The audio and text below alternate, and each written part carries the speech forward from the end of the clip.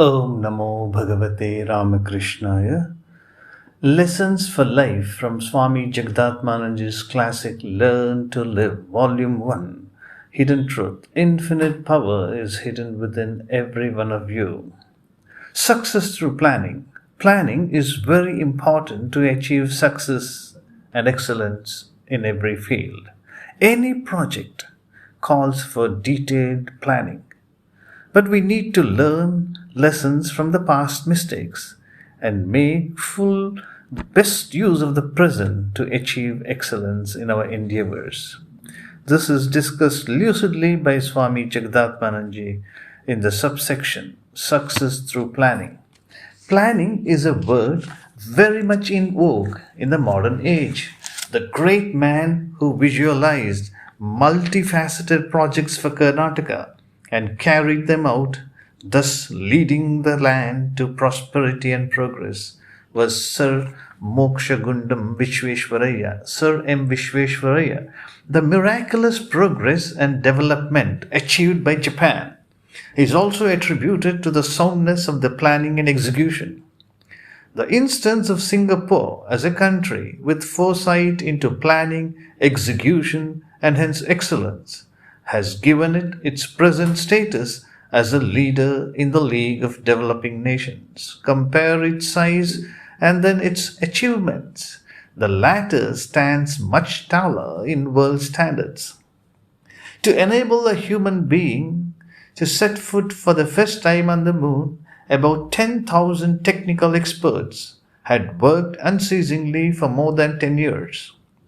That is an example of the just fruition of sound planning. The statesman who dreamed of a prosperous future for India had drawn up several strategies in the form of 5-year plans. The projection that the rapidly galloping population in India would lead in a few years to a state of starvation and death has necessitated the widespread propagation of the need to limit the size of our families. Life insurance has become a universal project of planning for the future. The society, the government, organizations both big and small, has projects of various duration.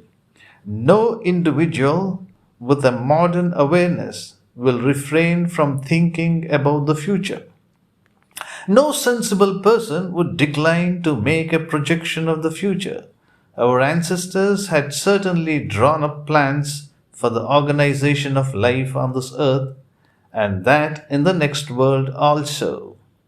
The kings of the Raghure, says Kalidasa, the great Sanskrit poet, would devote their childhood to the acquisition of knowledge, their youth to the pursuit of pleasure and to the responsibilities of the household, their old age to meditation, reflection, and to spiritual pursuits, and would ultimately give up body by means of yoga. Winston Churchill said, "The leader who wishes to build the future of his country should review the path that the country has traversed for the past thousands of years." It cannot be ignored that in the formation of the individual life, the family tradition and the awareness of the surrounding are absolutely essential. When we reiterate that we should live in the present, it does not mean that we should not look into the events of the past and learn from our mistakes and take advantage of our strength. It does not mean that we should not contemplate specific projects for the future and make adjustments if necessary. But if the projects envisaged have to bear fruit, the present has to be fully utilized. Our efforts have to reach the peak of the intensity. This is the gist of the words of Sir William Osler. Once a psychologist put this question to 3,000 different people. How do you usually spend your time? What is your main preoccupation? He was surprised to hear the various kinds of replies. 94% of them spend their life only hoping for a bright future, without any specific objective or regular plan of activity. Some expected better days ahead, and some hoped that the children would grow to earn and support them.